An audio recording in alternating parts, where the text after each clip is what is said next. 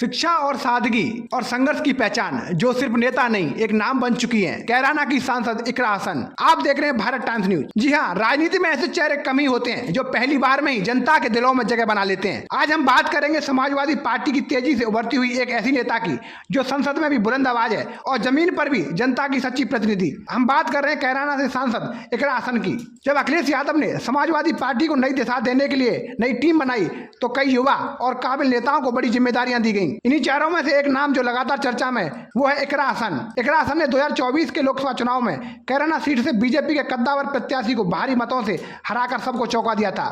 पहली बार चुनाव लड़ी और संसद में सीधे एंट्री ले ली, लेकिन असली कहानी तो जीत के बाद शुरू हुई। इकरा हसन सिर्फ संसद में नहीं बैठी, वो वापस अपने लोगों के बीच गई, चौपालें लगाई, जन सुनवाई की और आम जनता से फीडबैक लिया।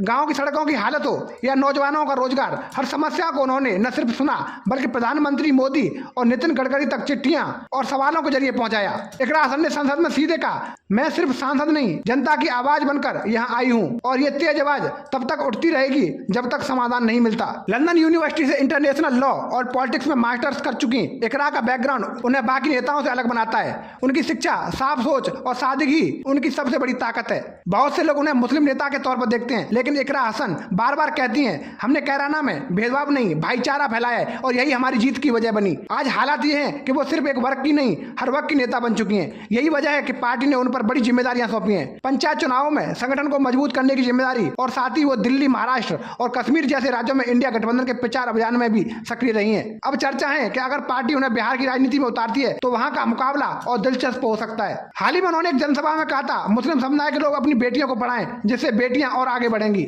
हमारी बहनें हैं, बेटियां हैं, लड़कियां हैं, उनकी तालीम के बारे में, क्योंकि कहीं ना कहीं अपने लड़कों पर अभी भी हमारा क्षेत्र ज्यादा ध्यान देता है और लड़कियों पे कम ध्यान देते हैं।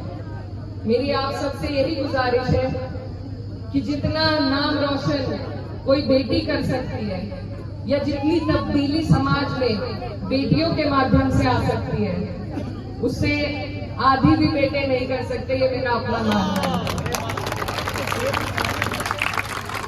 मैं ये कहना चाहती हूँ कि आज मैं आपके बीच में एक जीता जागता सबूत हूँ कि जहां तक भी मैं पहुंची हूँ, जब मेरे घर पे बहुत बड़ी मुसीबत थी, मेरी वालदा, मेरे भाई, सबको सरकार ने परेशान कर रखा था, नजरबंद कर रखा था, उस वक्त अगर मुझे हौसला मिला, हिम्मत मिली, तो वो सिर्फ और सिर्फ मेरी तालीम की वजह से थे। इस बयान से यह स्पष्ट होता है कि इकरा हसन सिर्फ यूपी की राजनीति नहीं बल्कि राष्ट्रीय स्तर पर पार्टी की बड़ी राजनीतिक ताकत बनती जा रही हैं। उनके पहनावे से लेकर बोलचाल तक सब कुछ बेहद सादा है, लेकिन उनका नजरिया बेहद स्पष्ट और मजबूत है। यही उन्हें बाकी नेताओं से अलग बनाता है। सांसद बनने के बाद इकरा ने मीडिया से दूरी नहीं बनाई बल्कि मुद्दों को पूरी गंभीरता से उठाया। किसानों की कर्ज माफी हो, छात्रवृत्ति की समस्या हो या फिर महिला सुरक्षा के मुद्दे, हर मंच पर उन्होंने अपनी बात साफ और तथ्यों के साथ और दमदार ढंग से रखी। आज जब राजनीति में दिखावे, बयानबाजी और टकराव का बोलबाला है, वहीं इकरा हसन अपने व्यवहार, दृष्टिकोण और जमीनी संपर्क के जरिए एक नई राजनीति की मिसाल बन रही हैं।